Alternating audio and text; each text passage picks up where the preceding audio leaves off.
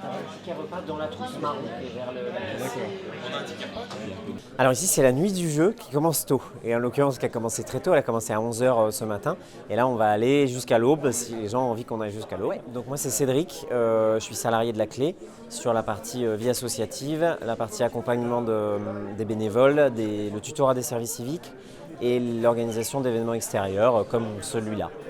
En fait, cette nuit du jeu qui commence tôt, elle émane d'une première session de nuit du jeu qui s'appelait la nuit des gros jeux qui a eu lieu en novembre 2022, si je ne dis pas de bêtises, et qui a eu lieu à la Clé.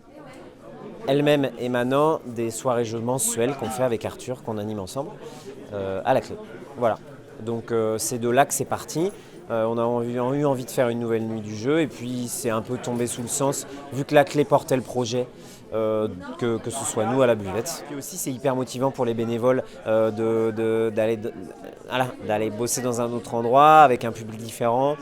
Voilà, c'est hyper stimulant là, on n'a pas de difficulté à trouver des bénévoles sur ce genre d'événement. C'est un truc vers lequel on veut aller, alors que la Clé fait depuis le début, mais vers lequel on veut aller encore plus, déjà pour que d'autres personnes nous rencontrent, nous connaissent, parce que maintenant on a un café Dame, un café échec, le café mensuel jeux de société, un café Scrabble, voilà, donc on a plusieurs cafés liés au ludique, ouais.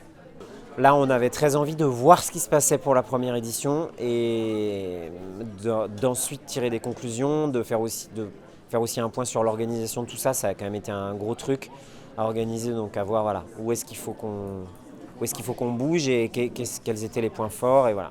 Donc pour l'instant, c'est possible, mais on verra ce qu'il en est.